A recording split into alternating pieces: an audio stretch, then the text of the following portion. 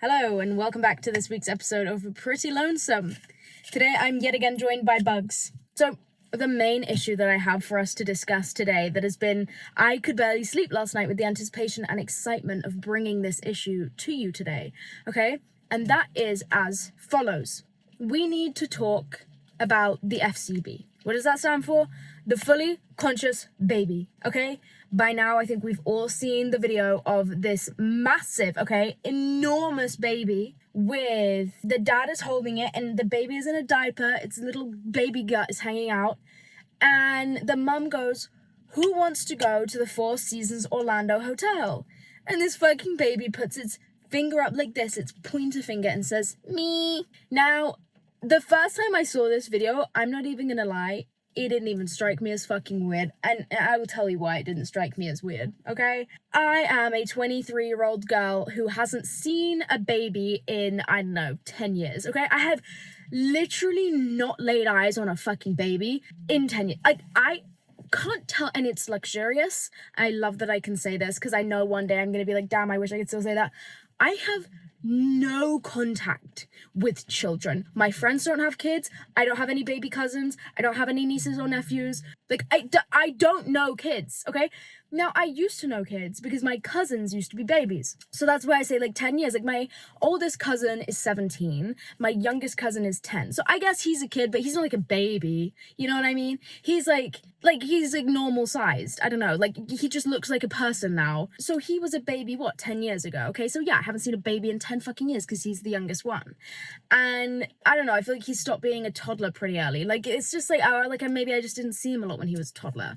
But the point is, oh guys, I always get this spot in this one location and it turns into 7 spots in one. And I've only just noticed, but it's coming back. Oh Lord. Oh no. Because it starts and then it's unstoppable. Well, stay tuned for the progression of that pimple in my next 10 podcast episodes. But anyway, yeah, I don't know babies. I never interact with kids. They're not in my sphere right now. Thank fucking God. None of my friends have had fucking pregnancies. I love it. I love our freedom. I love our lives. I wouldn't mind a nephew or a niece. If my sister wanted to go down that route. She's 25. I feel like she could swing it. Oh, she's not 25. How old is my... I don't know how old my sister is. Okay, I'll fucking say it. There we go. I'll say it. I think she's 25. What month are we in? May. She's 25.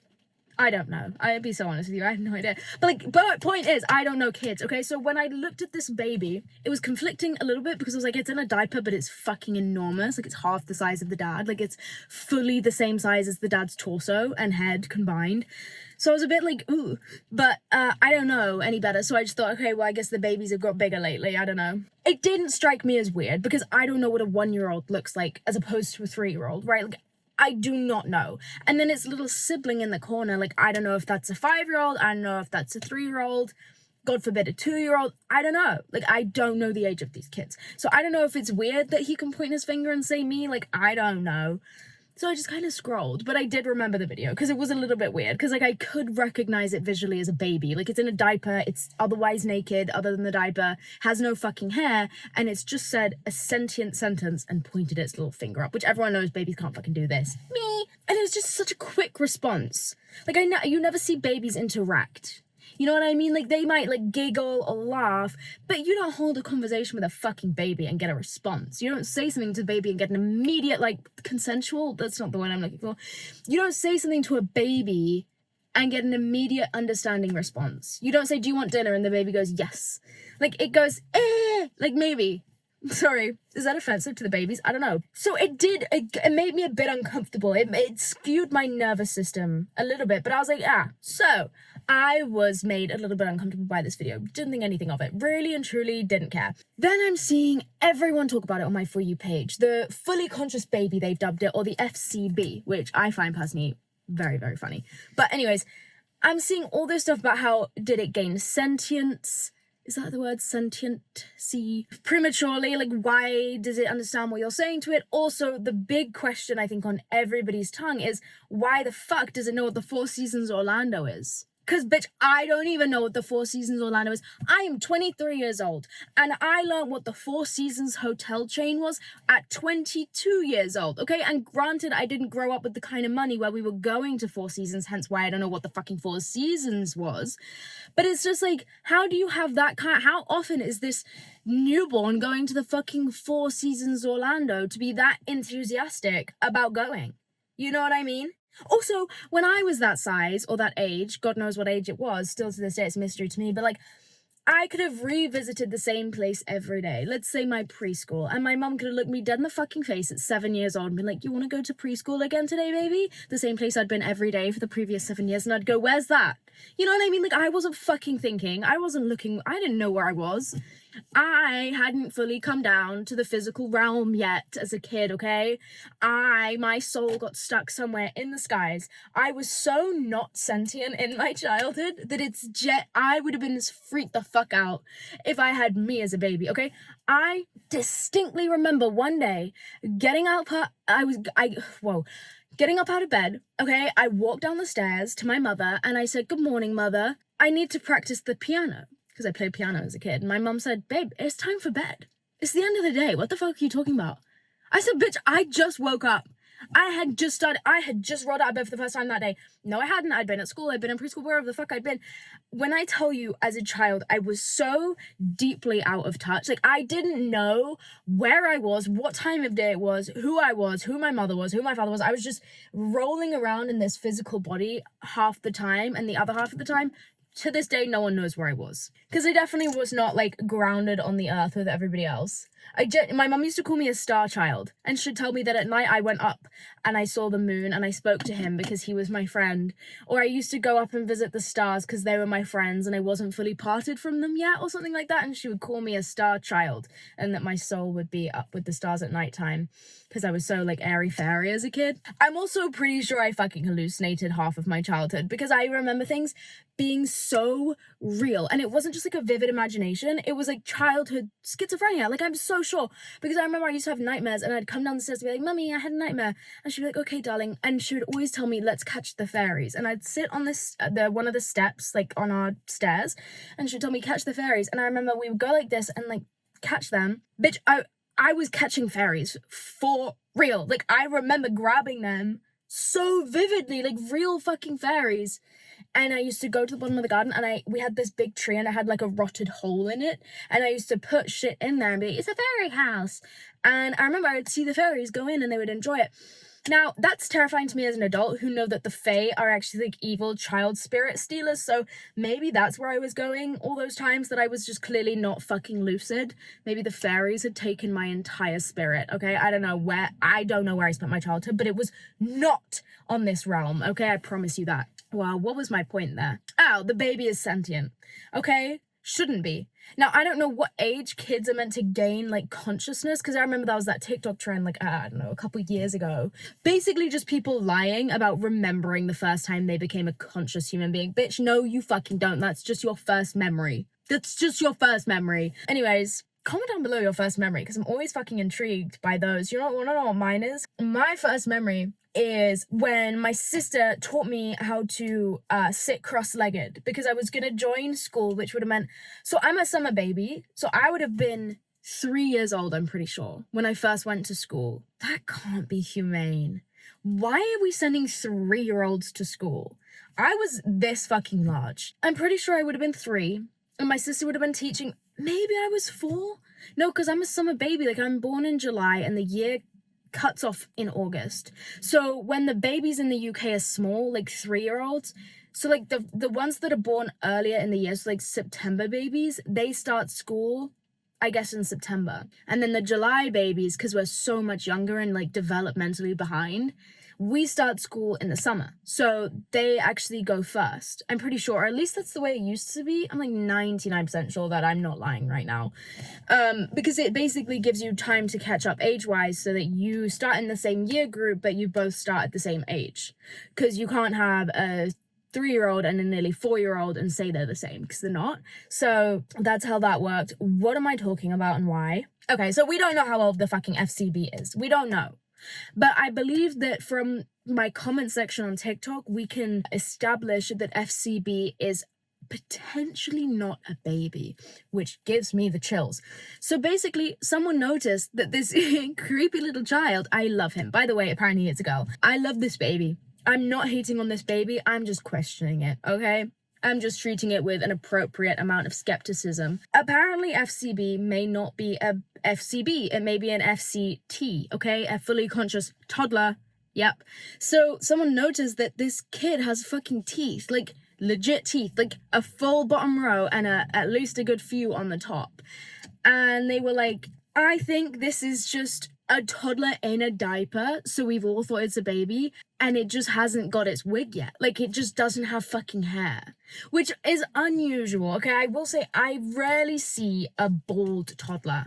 You know what I mean? Now, I was trying to put myself, I really spent some time on this video last night. I said, if I saw this same child in a dress with some shoes on, stood upright, would I still think it's a baby? And I thought, well, it's hard to tell, because first of all, as we've already established, I don't know what a baby looks like versus a toddler versus a child, okay? I don't know how you tell, I don't know what the cutoff is, but it was huge, and it does have teeth, so maybe we just all said baby because of the diaper, and I think it's the gut hanging out. But then what shook me to my core is that the older sister pictured in the video, who also says me, to me, that is a 3-year-old. At most, that other kid in the video is 3. Now, as a linguist degree holder, what? You would genuinely never know, would you? As a holder of a linguistics degree, I would like to say, and I said this in a TikTok video, that it is very unusual for a child to master the words I and me before the age of 2, okay?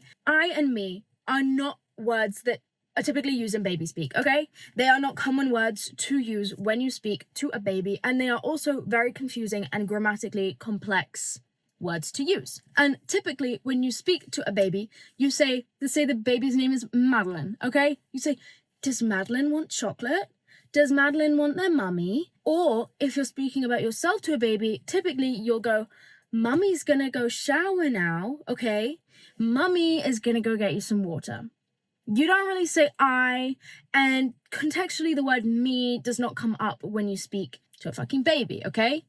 So they're not only used much less frequently to babies when you speak to babies, but they're also grammatically kind of confusing, okay? Especially when they're not used a lot, which is why I brought this is my makeshift laptop, because my fucking laptop decided to break. So now I have an iPad with a keyboard. So I just got this to facilitate me more when it comes to playing Roblox. But just bear with, because I am going to do some on-the-spot research, okay? Hold on. Quora Digest, my favorite website on the entire internet. Let's have a look. Alright, why do some children say me instead of I? For example, me hungry or me love you. Well, I also wonder this. Let's just find out, okay? Generally, you'll find that it is very young children who will do this. 2 to 3-year-old children are talking but don't yet have fully developed sense of left-brained I. Okay, I want to reach out my nose and gouge out my brain, okay? Because that is... Oh, shut the fuck up. When people get things boldly wrong, I mean, look, they might be right, left brain and right brain, but it just... That argument makes me so mad. Let's go on. Okay, you know what? We're gonna go on Mum's Net. And it's gonna say, all right, when should a toddler start saying I? DD just turned 2. What the fuck is DD? Because I know people on forums use a lot of abbreviations for family members.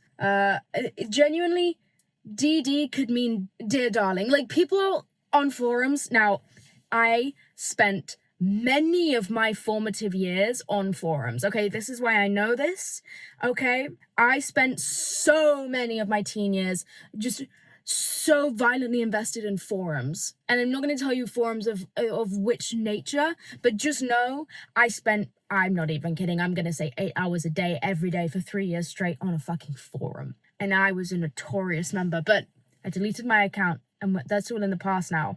But my profile picture was so I just want everyone to know that there is at least a couple people out there, like stupid older people, who think that was responsible for some of my pubescent forum posts. At least I hope that's the case. Okay, so DD just turned 2, is pretty articulate as far as I can tell, e.g. she can usually make all her wishes known abundantly clearly.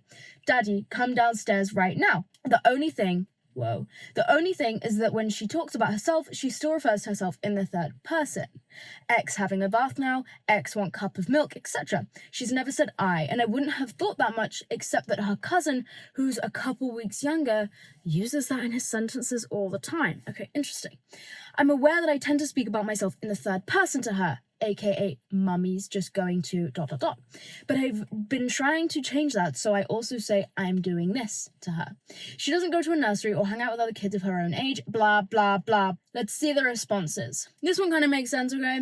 I, mine, yours are all just words, and it doesn't make any sense to them that Sarah is always her, but I or me can be anyone that is also her. That makes, yeah, okay, that's kind of what I was trying to surmise, but I didn't know how to put that one into words. It's like, it can refer to anything, which is really confusing because there's not really another word like that in the English language. Like, there's indefinite articles, or definite articles, I suppose, could apply as well, but it's like those come with something else that makes a lot more sense, and no one really no one knows those are confusing until you start thinking about it. Like, they kind of just make sense. Like, you kind of just learn those habitually, but I and me, I see why those make no sense. I might start forgetting how to use these words after this YouTube video. Okay, here we go. Pronoun acquisition, therapy works. Okay. Children learn pronouns as part of their overall speech and language development. Pronouns such as I, you, he, she, it, we, and they are used to refer to people.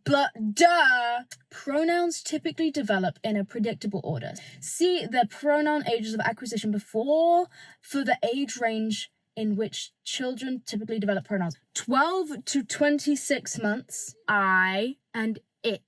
27 to 30 months, me, my, mine, you. Ladies and gentlemen, that is all the evidence I needed to conclude my argument that this baby is a cyborg, because there is no way it is 27 months. Minimum. Maximum. Minimum. That's the minimum age that they would normally be to acquire that pronoun. Now, I saw an argument. How fucking old is 27 months? 2.5 years old. That would make that child. No.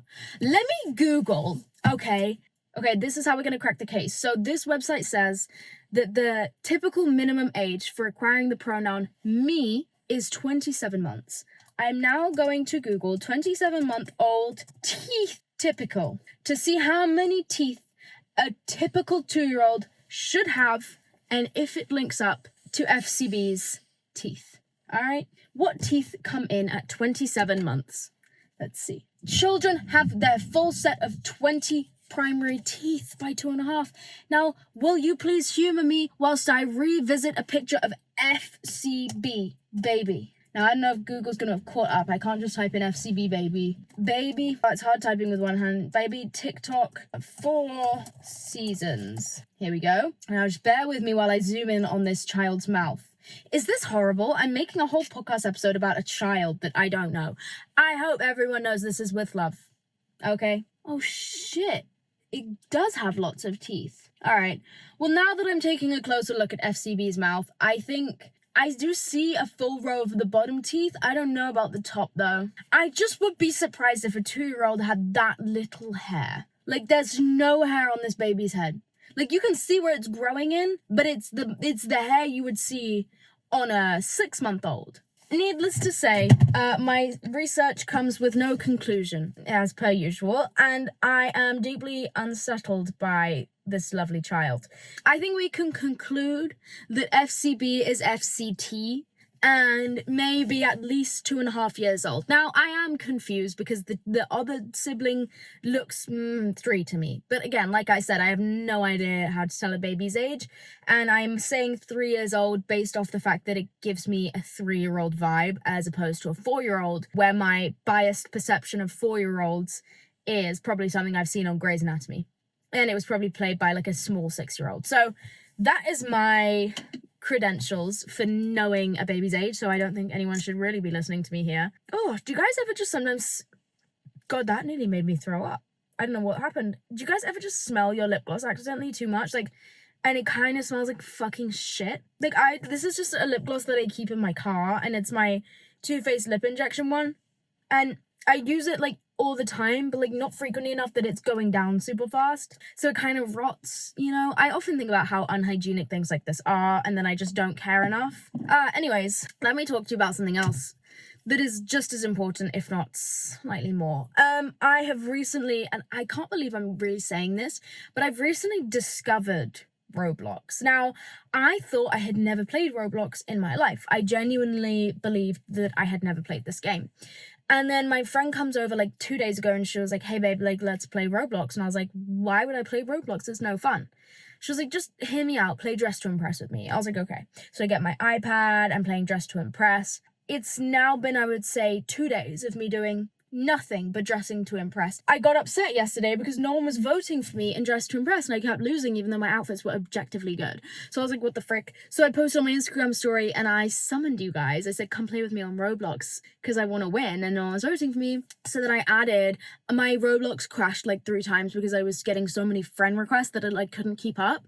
I added as many people as I could, and by that I mean I got impatient really quickly, so I added maybe I really only added like 50 people, and I don't know how many requests there were. I like wouldn't load, just kept like refreshing. So I will put some time aside today and go and accept everybody's friend request, because how rude of me to not. And then we can all play together. The issue is, I don't know if there's a limit to how many people can be in one server at a time, like with like Dress to Impress. If I have 700 friends and everyone tries to join my game, like, will everyone be allowed to enter Dress to Impress, or will the server be full? Because I am getting a little bit concerned, because everyone was in this game when we were all playing, and it was so much fun. We were like talking in the chat. But then when it came to doing the fashion show, I'm not kidding you, it took about half an hour to have everyone walk out. And I was like, guys, this is just not practical. You know what I mean? Like, we're never going to make it to the big games. We're never going to make it, you know, pro if it takes us half an hour just to get all the outfits out. You know what I mean? We need a better system. So I don't know what that system is going to be yet. I would love to play Dress to Impress in real life. How about this? I get my team to arrange a meet and greet, but I'm actually lying to them. And actually I get there 3 hours early, and I actually just set up a runway and I replicate all the clothes they have in Roblox Dress to Impress, and we all just get to play. But the only people that get invited are people that send me friend requests on Roblox, because I actually don't care about anybody else, given that you guys didn't want to help a girl out, okay? I was in my hour of need, and then everyone came and they were all voting me in Dress to Impress, and then I just kept winning every round, and I just felt bad. I was like, shit, there's probably like at least a couple kids in this game that have no idea what's going on, and they just don't stand a fucking chance, because there's only one bitch on the podium, and it's me. So I felt bad, and also was like, you know what, tell me if I'm wrong, but it just feels rigged. Something about this, I just feel like this is not a genuine voting system. So I might have to create a Roblox burner account just to keep myself humble, because now I'm like assured to win every fucking Dress to Impress game. But I do think it's so fun. Like, this is like, must be like a childhood dream of mine, to have people that are always willing to vote for me in minigames. Hello. Anyways, like I said, I thought I'd never played Roblox before, but then I was like scrolling through the minigames, and I realized when I was like 14 and homeschooled, I was homeschooled online. So I did this thing called Interhigh, basically Zoom before Zoom was cool. Okay, it was a Zoom in 2014, but they had like digital classrooms that were properly set up. Like, it wasn't Zoom. It was way better. It wasn't like a video call. It was like a teacher's whiteboard, and then a big chat for all the students on the side, and you'd hear the teacher's voice, and she could choose who she muted and unmuted, and it was interactive and stuff, and it was actually a really good setup. And it was for a lot of the kids that went to that school had mental health issues. That was why I was there. And then there were other kids whose like parents were like army people, so they were moving around all the time, and they didn't like the schools that were offered to them, blah blah blah. Or there were just a lot of like super young entrepreneurs, and by that I mean one, but I've just never forgotten him. And he was like in Dubai, like by himself, and he was like 13 years old. It was insane. He was like, yeah, I just have to go to this school because I'm fucking busy working. I was like, what the fuck? He was cool. He was a huge Taylor Swift fan, as far as I remember. Anyway, but that was like kind of before Taylor was like even cool. Like, she was still kind of cringe. I mean, yeah. Sometimes my ears hurt from how loud I talk. Do you guys think I should, like, I wish that my voice was just a little bit sexy, like lower but louder, because I feel like I'm screaming in this car, and it's the point where every time I speak, my ears go like zzz, you know? Anyway, so I went to Interhigh, and I made this friend on into high, and because all of these relationships were online, but it was like safe online. Like mind you, I was not safe on the internet as a child. I had Kick, okay? I was in chat rooms, I was in forums, I used to YouNow live stream, I used to Omegle. YouNow was big for me, actually. I used to just sit there and get complimented by men. I was like 13. They were like, you look like an angel. Yes, thank you. Yes, thank you. And then I was running cults on Twitter at 14. Like, I'm not fucking kidding you. I see comments sometimes saying, I remember this girl from fan Twitter. No, you don't. No, you don't. No, you don't. That wasn't me. I have an evil twin. Her name is Adeline. Look it up, bitch. It wasn't fucking me, okay? I don't know who you saw or what you heard, but it wasn't me. I was running cults, like genuinely. Like I had such a solid friend group within the fandom world. Okay, a couple different fandoms, but we were such a solid friend group. But there were two fandoms which we kind of, everyone feared us. We ran it. It was ours. Okay, there was the person that everybody admired in the fandom. There was the celebrity, and then I like to think that there was us. Okay, and we owned everybody within the fandom to the point that we made a logo for our friendship group. All of us are 13. Every single person. And then we made it in Twitter banner form, and we got multiple people that we admired, like the celebrities of the fandoms we were in, to make it their Twitter background. Like we actually just ran circles around everyone in this fandom. And our friend group was so exclusive and so admired, I like to think. Again, I may be patting ourselves on the back a little bit. No, it's not possible. We were admired, okay? We were worshipped, okay? To the point that everybody wanted so badly to be a part of our friendship group that they would audition. We would hold auditions in Instagram DMs. And we took this shit so fucking serious because this was back in the day. You could only have like 12 people. You could only have like 12 people in an Instagram DM chat. Yes? So I think it was 12. Could have been a bit more. So we could only have, 12 people in our friendship groups. We were very selective. And the way that it started was very genuine, very real. Okay, we were all added to a million separate group chats in this fandom, as you do, as it happens, okay, by this one common denominator girl. And we all just kind of start talking. And then there are names that are coming up more often than others. And we all start to kind of dwindle down the group chats and condense the people that are most active, that are getting along the best, okay, until we settle on this one group of us that is talking, I'm not kidding you guys, day and night. And I was homeschooled, remember, and I was on online school, and so I did not have a bedtime, and I was not monitored. My internet usage, not monitored. So I was up every night because everyone else in this group chat was American, except my one best friend. Who do you think it is? She's gonna kill me for telling you this is how we met. Millie. She's gonna fucking kill me. She's gonna be so angry that I just said that online. I might have to run this episode past her because she's gonna get embarrassed, but oh my god. So that's how we met, right? And I told you already, I already said it, but I just need you to hear me again. We were ringleaders. We were cult leaders, okay? And so when someone tells me, oh yeah, I recognize you from this fandom, that wasn't me. It was a version of me, for sure. But not me. It was Adeline. She's so scary. Like, it's just like Adeline, just like, I love her. I do love her. Like, she's my twin, obviously. Like, we have so much in common. We shared the womb. Like, I would never turn on her or say anything bad about her publicly, but it's just like, sometimes that bitch takes it way too far. You know what I mean? And sometimes it's just like, don't be a fucking cult leader. Like, don't be a ringleader. Don't be so intense. Like, why have you been on this online forum all day? You're only 12. Like, do you know what I mean? Like, sometimes there's those people in your life where you just want them to, like, take a day off. Pick a struggle, take a day off. And that's how I feel about her. Certainly back in 2014. Girlie needed a massage or something, I think. A massage and an exorcism. Or one or the other, I don't know. My point was, when I was on this online school, I made a couple online friends, who went to the school. And we would play Roblox, and I forgot. And we used to play natural disaster survival, day in and day out. And then we graduated and we started playing Gary's Mod, and we started playing that murder game on Gary's Mod. Gary's Mod was so lit back in the day. What the fuck? I need to like re-download it, but I don't even remember how. I was a big Steam girl. But then I remember we had this like group chat, right? Like me and my friends from online school, and they were very good kids. Like, they were kind of innocent kids. Whereas like the people that I was like talking to like on fucking Twitter and Kick and shit, like those were questionable ones. Although I did meet this one girl who was like so unhinged.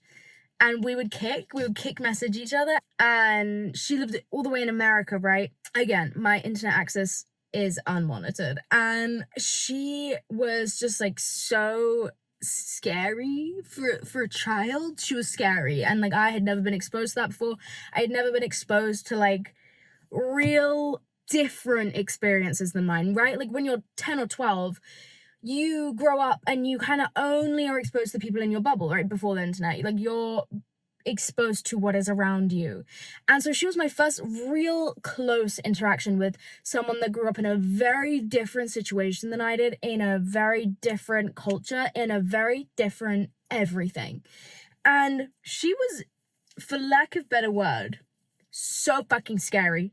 And I was so in love with her, enamored, and I would speak to her every day until we had a big falling out. And I never got over that falling out. I used to, every friendship I had since, I would just compare it to this girl on Kick. I would think everyone is just like not her. Like I just miss her so much. And we rekindled things in our teen years, like years down the line. And I can't remember why, but we did. And she found me on some kind of platform and she was like, hey, do you remember me? And I was like, oh shit. Guys, we stayed friends for so many years after that in my adulthood. So bear in mind, we met when I was 13? Like on Kick, or on it, she was part of the fandom too, and then we moved it over to Kick.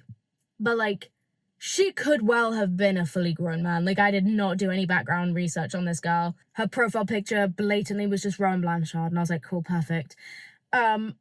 We never FaceTimed. We never spoke on the phone, and we were just friends for so many years. And then we FaceTime probably once we were like 15 or 16, and I just thought she was so cool. And then I ended up getting a job in America when I was like 19, and I went out and I stayed with her for like a couple of weeks. And it was one of the best times of my life, best friendships I've ever made, best decisions I've ever made. I love that girl so much. And so many of my important friendships actually come from the internet. And you know what I find sad is I feel like actually that part of my life is closed off to me now, which is really sad, okay? Because I've relied on the internet for friendship making for years. Since I was 13, that's how I met my best friend. It's how I got through the hardest point in my life, like just entertaining myself with my online friends and fucking playing Roblox and Gary's Mod. And then I made all these friends through this fandom that I was part of that we don't talk about. That wasn't me, it was Adeline, okay? And like, it's just been such a huge part of my existence. And then I started doing social media, and I always giggle about this because I'm like, I feel like every interview I do, they're like, you blew up overnight. Like, what is it like? Like, did you ever expect this? I'm like, bitch, you don't even know. I've been working this job since I was 13 years old. Okay, I was primed for this. You think I just started TikTok 2 years ago? You're wrong. Okay, I have been on the internet working a 9 to 5 since I was 13 years old. I saw a comment when I went to her show. They said something about, I hate that influencers just get all these opportunities handed to them.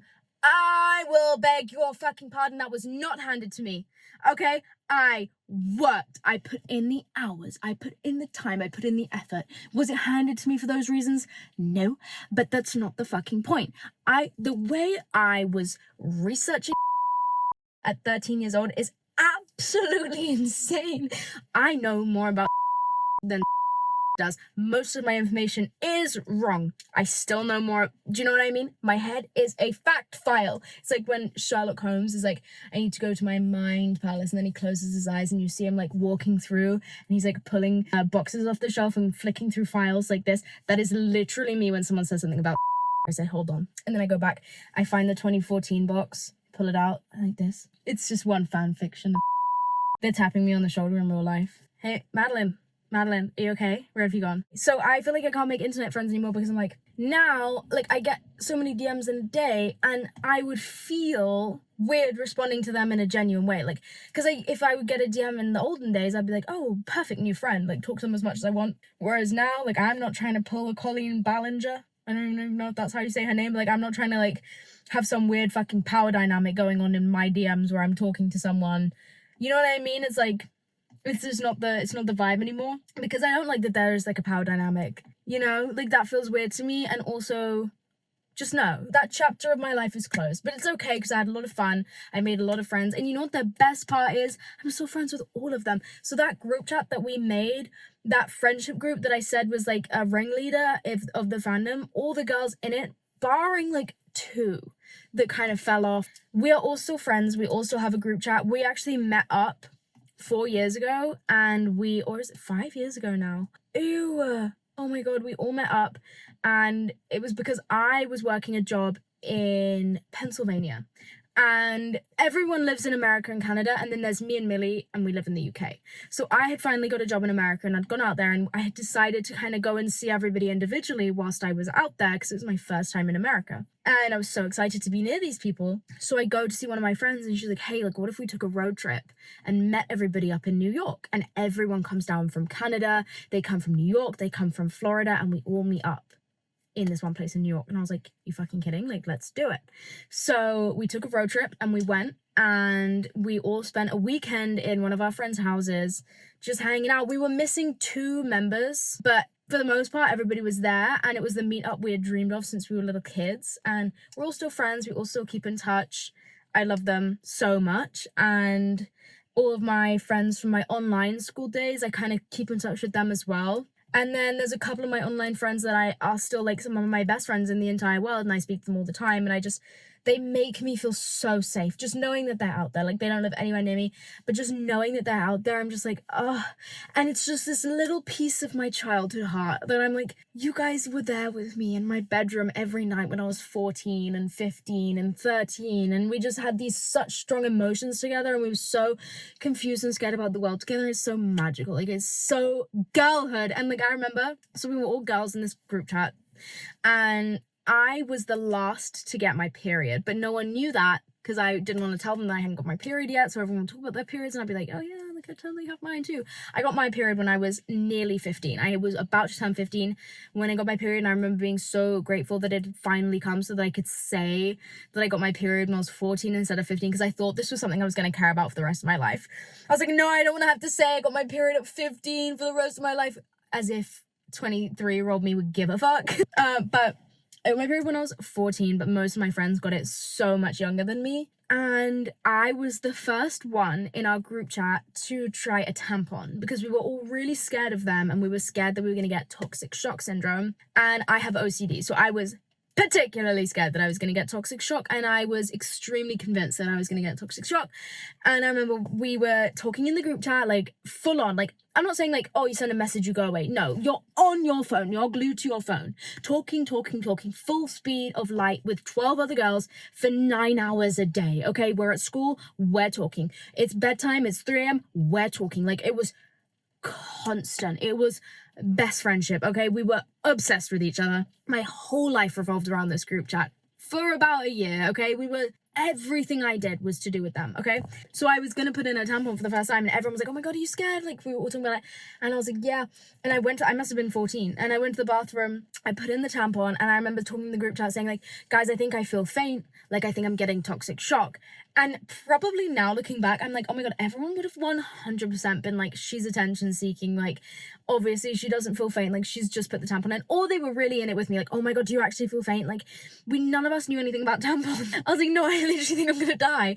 And so I remember I took it out after about 5 minutes, and I was so scared, and because I genuinely felt faint because I was so anxious. Like, I didn't know that, but like, I now looking back, I'm like, yeah, well, if you believe you're gonna get toxic shock syndrome that badly, I would feel faint too. That's just a funny memory. We just did so many little silly things together for the first time. All of our first crushes fully documented in these group chats. All of our first this, first that, first periods, first boyfriend, first kisses, the first time we all had sex. Like, we grew up together, guys. This was some of the girls were 11 and 12, and I was 13 when we met, and then 14, 15. Like, we all ages, and just like everything. Like, we started out like we couldn't even say the word period, and then we got comfortable with that, and then we would talk about our first kisses when they happened, and like boys that we liked or girls that we liked, and then as we grew up, like, we could talk about our first times. And it's just like, these people literally were there for the most important parts of my life, the most important years of my life, and it was all through my phone because I was so anxious and like bedbound. And I always talk about that. I'm like, yeah, I like couldn't leave my house for 3 straight years. I couldn't. But I saw so much of the world, like, through these girls. Ah, my god, it's magical. But yeah, I feel like I've lost that part of my life now. Like, I wouldn't meet someone new online and consider it, like, an online friend anymore, you know what I mean? Because I'd feel wrong. Like, I'd just feel like some kind of creep. I don't know. But I still have all my online friends, so I'm good. But yeah, okay, you know what? I'm gonna shut the fuck up. Okay, thank you guys for listening to this week's episode of Pretty Lonesome. I had lots of fun recording it, and I will see you next week, same time, same place. Can't wait. Okay, love you, bye.